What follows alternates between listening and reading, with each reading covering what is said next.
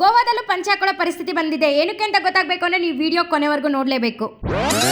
Hi hello namaste, welcome back to our mini blog. ನಾನು ನಿಮ್ಮ Ranjitha Shivanand. Second day of Goa. ಬೆಳಗ್ಗೆ ಎದ್ದಿದ ತಕ್ಷಣ ಅಂತೂ ಫುಲ್ ಪೀಸ್ ಆಗಿತ್ತು, ಫುಲ್ ನಿದ್ದೆ ಅಂತೂ ಚೆನ್ನಾಗಿತ್ತು. ಹೊಸ ಜಾಗ, ನಿದ್ದೆ ಬಂದಿಲ್ಲ ಅಂತ ಏನಿರಲಿಲ್ಲ, ಫುಲ್ ಪೀಸ್ಫುಲ್ ಆಗಿ ನಿದ್ದೆ ಮಾಡಿದ್ದೆ. ನನ್ನ ಫೇಸ್ ನೋಡಿದ ತಕ್ಷಣ ನಿಮ್ಗೂ ಗೊತ್ತಾಗಿದೆ ಅನ್ಕೊಂಡಿದ್ದೀನಿ ಎಷ್ಟು ಕ್ಲೀನ್ ನಿದ್ದೆ ಆಗಿದೆ ಅಂತ ಹೇಳಿ. ಬಾಲ್ಕನಿಲಿ ಒಂದು 10 ನಿಮಿಷ ಕೂರೋಣ ಅಂತ ಬಂದು ನೋಡಿದ್ರೆ ಅವಾಗ ತಾನೇ ಸೂರ್ಯ ಹುಟ್ಟಿದ್ದ, ಫುಲ್ ಗ್ರೀನರಿ, ಒಂಥರ ಫುಲ್ ಪಾಸಿಟಿವ್ ಎನರ್ಜಿ ಇತ್ತು. ನಾವಿನ್ನು ಹೊರಗಡೆ ಹೋಗಕ್ಕೆ ತುಂಬಾ ಟೈಮ್ ಇತ್ತು, ಸೊ ಹಂಗಾಗಿ ಎಲ್ಲರೂ ಮಾತಾಡ್ಕೊಂಡು ಕೂತಿದ್ವಿ. ಅಷ್ಟರಲ್ಲಿ ಗ್ರೂಪ್ ಅಲ್ಲಿ ಮೆಸೇಜ್ ಹಾಕಿದ್ರು ಬ್ರೇಕ್ಫಾಸ್ಟ್ ರೆಡಿ ಇದೆ ಅಂತ ಹೇಳಿ. ಎಲ್ಲರೂ ಬೇಗ ಬೇಗ ಫ್ರೆಶ್ ಅಪ್ ಆಗ್ಬಿಟ್ಟು ಬ್ರೇಕ್ಫಾಸ್ಟ್ ಮುಗಿಸ್ಕೊಂಡು ಅದಾದ್ಮೇಲೆ ರೆಡಿ ಆಗ್ಬಿಟ್ಟು ಹೊರಟ್ವಿ ಹೊರಗಡೆ. ಸುಜನ ನಾನು ವಿಡಿಯೋ ತೆಗಿತಾ ಇದ್ರೆ ಅವ್ರ ಫೋಟೋ ಅಂತ ಬಂದ್ಬಿಟ್ಟು ಪೋಸ್ಟ್ ಕೊಡ್ತಾ ಇದ್ಲು. ಗೊತ್ತಾದ್ಮೇಲೆ ಬಸ್ ಹತ್ತಿದ ತಕ್ಷಣ ಸ್ಟಾರ್ಟ್ ಮಾಡಿದ್ರೆ ಎಲ್ಲರೂ ಡ್ಯಾನ್ಸ್ ಮಾಡಕ್ಕೆ. ನಾವೆಷ್ಟು ಆರಾಮಾಗಿ ಡ್ಯಾನ್ಸ್ ಮಾಡ್ತಿದೀವಿ ಅಂತ ಹೇಳಿದ್ರೆ ಅದಕ್ಕೆ ಕಾರಣ ಇವ್ರೇನೆ. ಯಾಕಂದ್ರೆ ನಾವು ಅಷ್ಟು ಸಾಂಗ್ ಜೋರಾಗಿ ಇಟ್ಕೊಂಡು ಸೌಂಡ್ ಮಾಡಿದ್ರು ಇವ್ರು ಸ್ವಲ್ಪನೂ ಡಿಸ್ಟರ್ಬ್ ಆಗದೇನೆ ನಮ್ಮನ್ನ ಅಷ್ಟು ಸೇಫ್ ಆಗಿ ಕರ್ಕೊಂಡ್ ಬಂದಿದ್ದಾರೆ ಎಲ್ಲಾ ಕಡೆನೂ. ನಾವ್ ಇವಾಗ ಎಲ್ಲಿದ್ದೀವಪ್ಪ ಅಂತ ಹೇಳಿದ್ರೆ ಮ್ಯೂಸಿಯಂ ಹತ್ರ ಇದ್ದೀವಿ. Hold church opposite. ಮ್ಯೂಸಿಯಂ ಒಳಗಡೆ ಫೋನ್ಸ್ ಅಲೋ ಇಲ್ಲ, ಫೋಟೋಸ್ ಎಲ್ಲ ತೆಗಿಯೋಂಗಿಲ್ಲ. ಅದನ್ನ ಕೇಳಿ ನಂಗೆ ತುಂಬಾನೇ ಬೇಜಾರಾಯ್ತು. ಏನಕ್ಕೆ ಅಂತ ಹೇಳಿದ್ರೆ ಫೋಟೋಸ್ ವಿಡಿಯೋಸ್ ಅಲೋ ಇದ್ದಿದ್ರೆ ವಿಡಿಯೋಸ್ ಎಲ್ಲ ಮಾಡ್ಬಿಟ್ಟು ನಿಮ್ಗೂ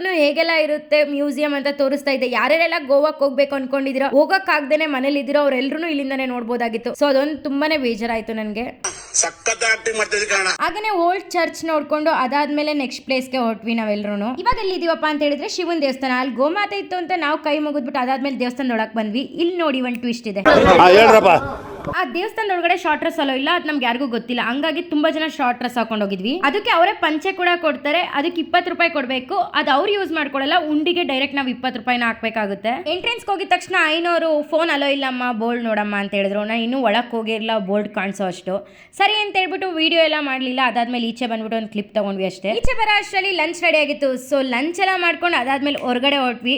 ಒಂದ್ ಸ್ವಲ್ಪ ಜನ ಕ್ರೂಸಿಗೆ ಬರಲ್ಲ, ನಾವು ಬೀಚ್ಗೆ ಹೋಗ್ತೀವಿ ಅಂದ್ರು. ಸೊ ಹಂಗಾಗಿ 2 ಟೀಮ್ ಮಾಡಿದ್ರು, 2 ಬಸ್. ಒಂದು ಬಸ್ ಬಂದು ಬೀಚ್ ಹೋಯ್ತು, ಒಂದು ಬಸ್ ಕ್ರೂಸಿಗೆ ಬಂತು. ಸ್ವಲ್ಪ ಡಿಫ್ರೆಂಟ್ ಆಗಿರ್ಲಿ. ನಿನ್ನೆ ಎಲ್ಲ ಬೀಚ್ ಅಲ್ಲಿ ಹೋಗಿ ತುಂಬಾನೇ ಆಟ ಆಡಿದೀನಿ. ಇವತ್ತು ಬೇಡ, ಇವತ್ತು ಸ್ವಲ್ಪ ಏನಾದ್ರು ಹೊಸದಾಗಿ ನೋಡೋಣ ಅಂತ ಹೇಳ್ಬಿಟ್ಟು ನಾನು ಕ್ರೂಸಿಗೆ ಬಂದೆ. ಬಟ್ ಎಲ್ಲೋ ಒಂದ್ ಕಡೆ ಅನ್ನಿಸ್ತಾ ಇತ್ತು ನಾನು ಬೀಚ್ಗೆ ಹೋಗ್ಬೇಕಿತ್ತು, ಇನ್ನೊಂದ್ ಸ್ವಲ್ಪ ನೀರಲ್ಲಿ ಆಟ ಆಡ್ಬೋದಾಗಿತ್ತು ಅಂತ.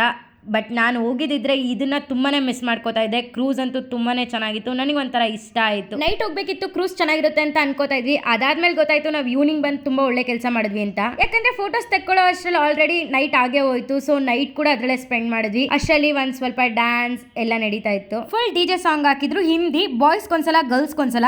ನನಗೆ ಹಿಂದಿ ಸಾಂಗ್ ಬರಲ್ಲ, ಸೊ ಹಂಗಾಗಿ ನಾನು ಅವ್ರ ಸ್ಟೆಪ್ ಅಷ್ಟು ಆಗ್ತಾ ಇಲ್ಲ, ನಮ್ ಸ್ಟೆಪ್ ಆಗ್ತಾ ಇದ್ದೆ. ನನ್ನ ಫ್ರೆಂಡ್ ಸ್ವಲ್ಪ ನೋಡಿದ್ಲು, ಅವಳು ಒಂದೆರಡು ಹೇಳ್ಕೊಟ್ಲು. ಸೊ ಫುಲ್ ಆಗಿ ಎಂಜಾಯ್ ಮಾಡಿದ್ವಿ. ಫ್ರೆಶ್ ಅಪ್ ಆಗಿ ಊಟ ಮಾಡಿ ಮಲ್ಕೊಳಕ್ ಹೋದೆ. ಅಷ್ಟರಲ್ಲಿ ಫ್ರೆಂಡ್ಸ್ ಬಂದ್ರು, ಬಾ ಪೂಲ್ ಹತ್ರ ಹೋಗೋಣ ಒಂದ್ ಸ್ವಲ್ಪ ಹೊತ್ತು ಅಂತ ಕರ್ಕೊಂಡ್ ಬಂದ್ರು. ಆ ಸ್ವಲ್ಪ ಹೊತ್ತು ಮಿಡ್ ನೈಟ್ 1 ಗಂಟೆ ಆಯ್ತು. ಇವತ್ತಿನ ದಿನ ಇಷ್ಟ ಆಗಿತ್ತು. ನೆಕ್ಸ್ಟ್ ವಿಡಿಯೋದಲ್ಲಿ ಸಿಗೋಣ. By, take care.